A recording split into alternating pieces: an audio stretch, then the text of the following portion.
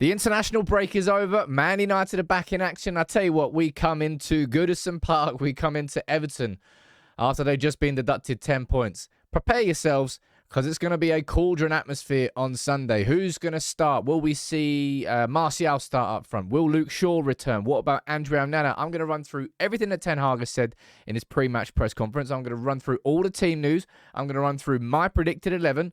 I'm going to cover all of that in this video. If you're new, welcome to United People's TV. Make sure you subscribe. But it's been an interesting couple of weeks.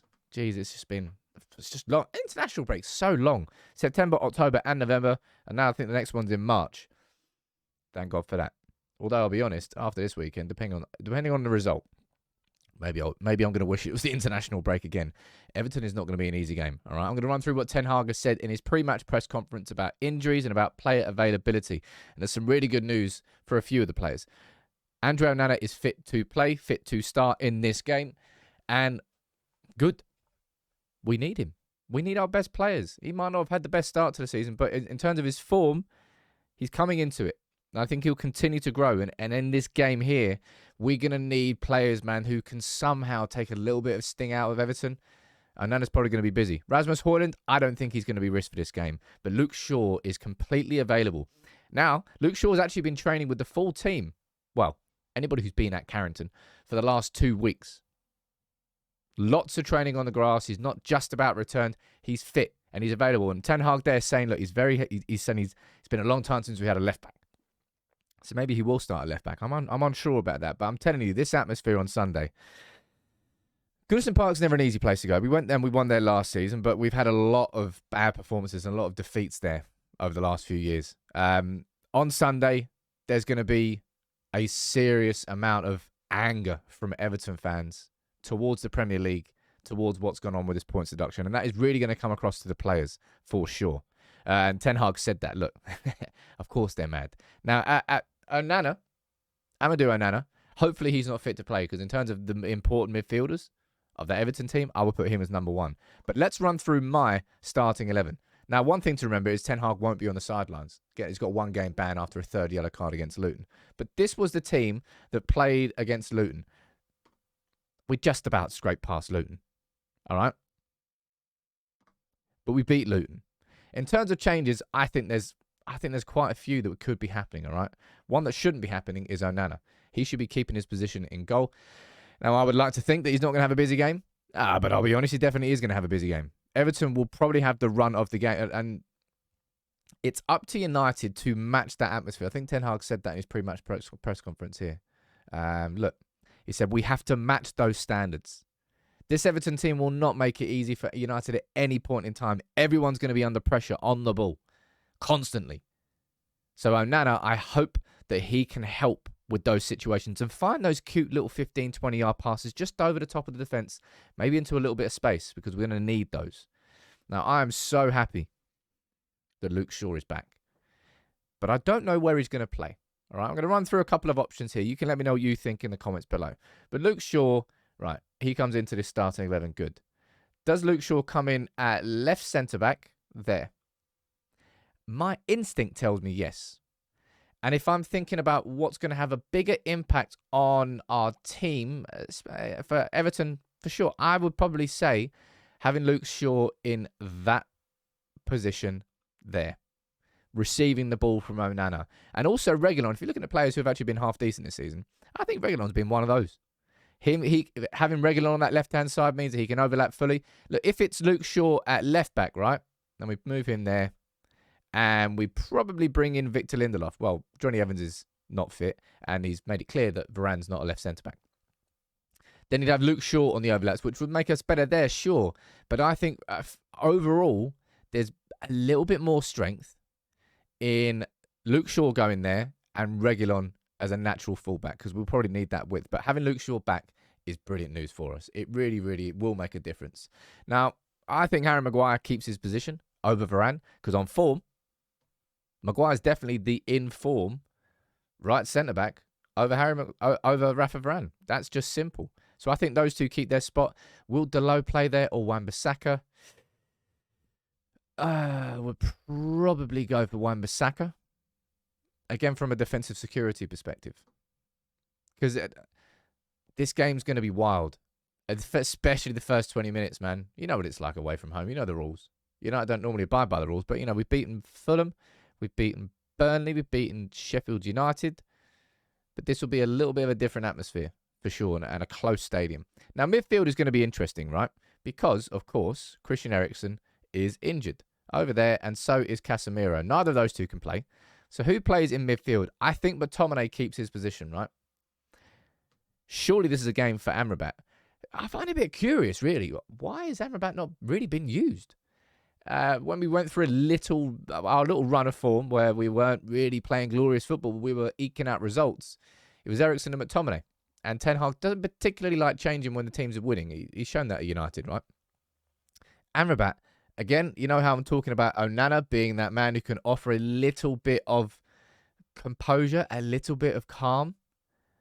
I need Amrabat to do that. And you may well see United lining up in a bit of a double pivot, which I don't particularly like, and I don't like McTominay in a double pivot in any way, shape, or form. But just to give a little bit more in terms of bodies available in this area of the pitch, just so we don't get overrun and isolated from the Everton runners through the middle. Because you know what? Not every time, but a lot of the times when we've done this, we've ended up playing with two number 8s. It's a little bit more aggressive. Amrabat, or Casemiro, obviously in that position, ends up getting overrun by midfielders who stack that position of the pitch there. And Everton, that's why I'm hoping that Onana's not fit for Everton. But Amrabat, I said he was going to be transformational. People have used that against me. I understand. I feel like I probably over-exaggerated the impact I thought he was going to have. But I feel like a player of his quality with that profile, when we have that person, they will make a transformative difference. I just hoped that was going to be Amrabat. Now, of course, that leaves no position for Mason Mount if Scott McTominay plays in midfield, right? Now, hear me out here. I'm not saying that this should happen, all right? Just hear me out, because I don't think you can completely rule it out, right? Rasmus Højlund, Ten Hag said that he might be fit. I'd rather Højlund wasn't risked. Like, the last thing we need is for him to ping his hamstring for 3 months. He's the only person in this team who's been scoring goals in the Champions League. Hasn't done it in the Premier League yet, but that's a matter of time. Do you think this is a possibility, right? That you see Højlund dropping to the bench, right? McTominay going into a false 9 role. And where's Mason Mount? Over there. Mason Mount coming there. So not really using a striker per se. And instead of replacing Højlund with Martial, that we put McTominay in it. I say a false 9. It's just that he's going to be up there, the target man, to bring the others into play. I don't think you can rule that out. I don't personally actually think it will happen. That's not my prediction. But I don't think you can rule it out. I'll show you what I think is going to happen in the game. All right? And when you're looking at our other options up front, you've got Rashford, who's scored 1 league goal this season. You've got Martial, who scored none. I think he got an assist last year. You're probably more likely to see this, right? Mason Mount on the bench. McTominay in midfield, probably as a double pivot alongside Amrabat. Bruno there. Garnacho, I don't think will start this game. Rashford, I do think will start. Martial through the middle. And Anthony on the right-hand side. And I think Anthony's probably the right player for this occasion. Simply because we're going to need scrappers for this. This is not going to be a game where we win 3, 4, 5-0 glorious football. It's incredible. It's a game where we're going into what will be a cauldron of an atmosphere. And we need to try and get a result. And I think in those situations, maybe Anthony could be. But Anthony's been crap this season. Every single one of our attackers has been crap in the Premier League when it comes to output. All right, from a defensive team shape, he can probably add a lot down there with Wan-Bissaka, but he needs to offer more going forward. I think that's more likely. All right, but I wouldn't rule out the idea of McTominay playing as a false 9 and him becoming the target man, given that he's been 7 goals in 7 he's got for Scotland, 7 goals in the international break, so not in the international break, but for them in their qualifying campaign. In terms of my prediction. History tells us with this United team that in these sorts of atmospheres, the players wilt. Absolutely wilt. And Arsenal away was probably one time where I was like, those 2 millimeters away with Garnacho from that being a fantastic result away from home. But I'm expecting it to be tough. And if United do the dirty and we concede in the first 15, 20 minutes, boy, oh boy. Shaw coming back is going to make a big, big difference. My prediction for this, I'm probably going to go for, I think I might go for a 2-2. I think it's going to be a properly open game. That does mean that United will have to score 2 goals, which not particularly happen that often. I'm going to go for a 2-2. I don't know what to predict for this game. I'm not particularly looking forward to it, I'll be honest. Simply because of the 10 points deduction. Everton were in pretty good form before that anyway. I think it was 3 wins and a draw in the last 4. But United, man, show up. Show us you can handle it. You've got Goodison Park after they've been... Everton and Goodison Park after they've been 10 points. You've got Galatasaray midweek when we need to win the Champions League or we're out. And then you've got Newcastle 8 p.m. on Saturday night at St. James's Park. 3 massive atmospheres we're going to have to play in the next week. Show us your mettle. All right, that's the team I think will start. Amrabat and McTominay is a double pivot. Shaw coming in at left centre-back with Reguilon at left-back.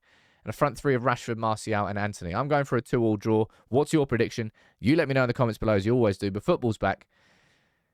Fingers crossed we keep this run going, but it is not going to be an easy game. United, time to show up in one of these atmospheres.